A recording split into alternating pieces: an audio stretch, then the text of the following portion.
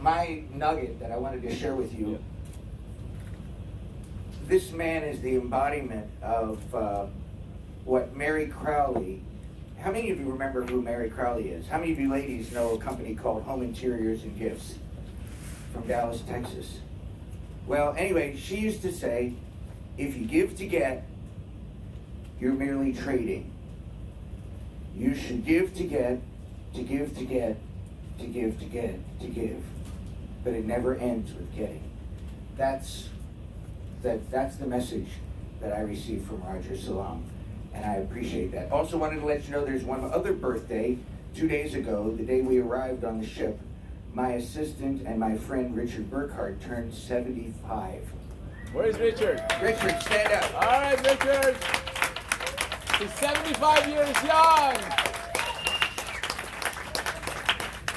And for all of his experience in Hollywood and all of his experience in entertainment, he agreed to come and help me as a roadie or as an assistant to do the things that nobody wants to talk about. Thank you, Richard. I love you lots, and I appreciate it. A handicap is anything that keeps me from being or becoming all that I was created to be. So what's your handicap? Now, we all have them. It's just that for some of us, you can see it. I'm a masterpiece in progress. You're a masterpiece in progress. You're a masterpiece in progress. I know. I don't look like a masterpiece. I'm good looking. People think that because you look different, that there's something wrong. Somebody asked me once, they said, would you ever want to have arms? I said, no, based on what I've read in the papers and seen in the news, arms get you in trouble. Look at all the trouble I've avoided. I had a 5-year-old that wanted to know why I didn't have any hands. I told him I used to bite my fingernails, and one day I went too far. He's still in trauma therapy. But he's got great-looking hands. We all have limitations, and we all have a story. Most of us don't like our story. We look in the mirror, I'm too tall, I'm too short, my ears stick out, my nose is too big, I've got freckles, I've got zits, my freckles have zits. We have excuses. We look in the mirror and we say, God, you got it wrong. Pick somebody else. I mean, look at me. Nobody expected that I would be on a Royal Caribbean cruise with a guy like Roger Salam and Kevin and David Fagan and all of you guys. And here I am. But let me tell you my story. I was born August 18, 1951 in Philadelphia, Pennsylvania, with what the doctors call photomycelia. I have no arms, mangled, malformed legs, and almost no prospect to live or survive. My mother did not know about my disability until I was 17 months old. You can keep a secret in a hospital for a long time. We're waiting for tests. We're waiting for results of tests. There have been complications and the excuses go on. And after a while, my mom started to think to herself, if whatever it is they're not telling me is so terrible, maybe it would be better if he died or went away. She didn't see me for the first time until I was almost 2 years old in a children's welfare shelter in Philadelphia. She picked me up. She paced the floor with me in her arms. She looked back and forth, walked back and forth, back and forth. And then she turned and she placed me back where she found me. Turned to my father. Now my mother's only 4'8". Stood as tall as she could, looked at him and said, Irving, take me home. I'm ready to leave now. It would be many years later and many tears later before my mom and I would come face to face, and she would look at me and she would tell me, Jeffrey, I did not nurse you. I did not raise you. I didn't even know how to love you. Wow, that'll make your day. So maybe your excuses aren't so big, or so important, or so necessary. I was placed into the Shriners Hospital for crippled children. There are 19 Shriners Hospitals for kids like me and 3 for kids with severe burns, and yet not one parent of any child ever pays. They did surgery on my legs. They fitted me with my first artificial arm. They taught me to walk, and I went to school there for a while, until I was 8 years old. The doctors came and they said, Jeffrey, we're going to send you home, because we can't do anything with you until you stop growing. So I looked at the doctors and I said, give it a week. My mother asked me once, she said, what do you want to be when you grow up? I said, bigger. That was last week. I went to home. I got to go home. I was at the top of my game. I was happy until I realized I was only going to get to stay home for about 9 months. It got to be too hard for my mom to take care of me and 3 girls. It was the girls that were the problem. It's always the girls that are the problem.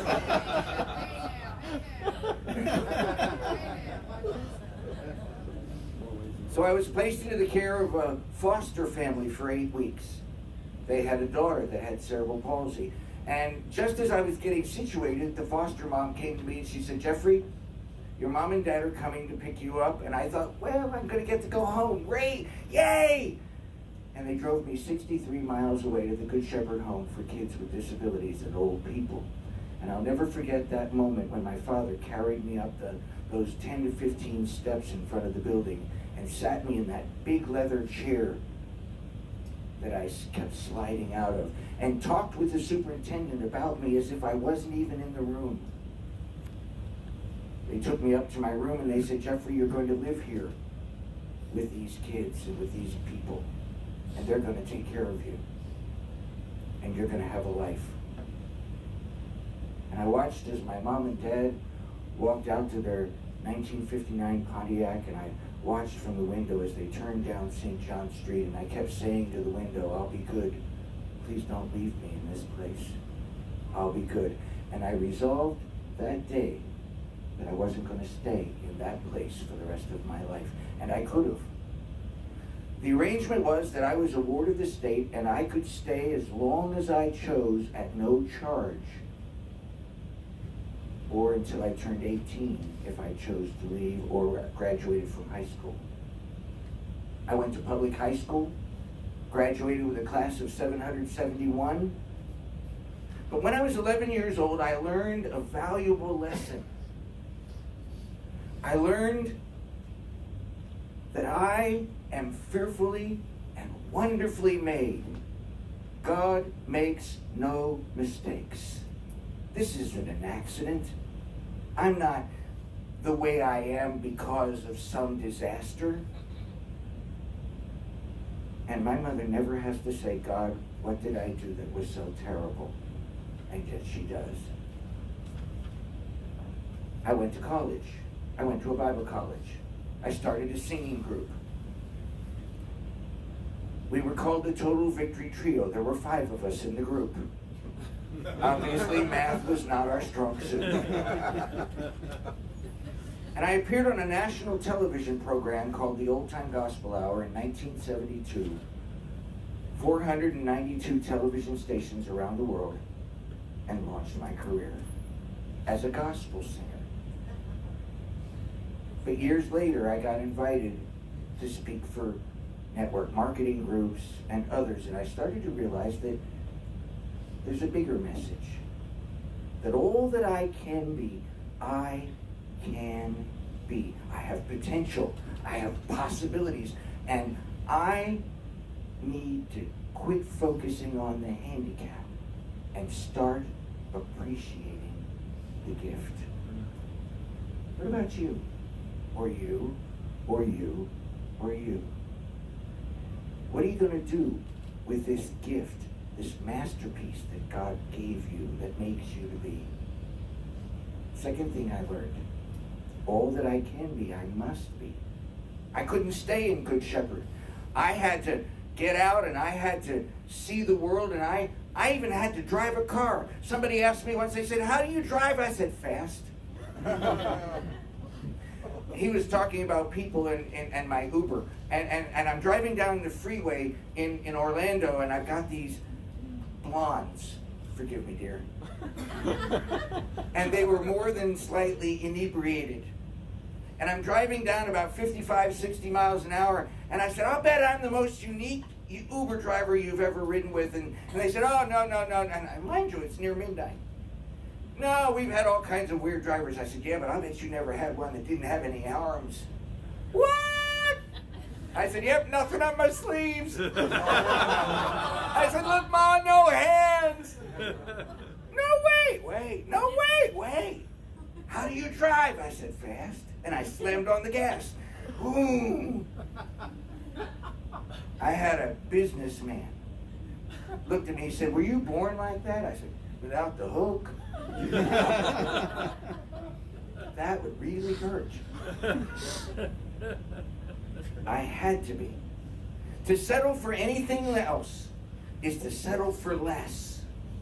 And ask this man, ask Jay Johnson, ask anyone in here, less should never be good enough.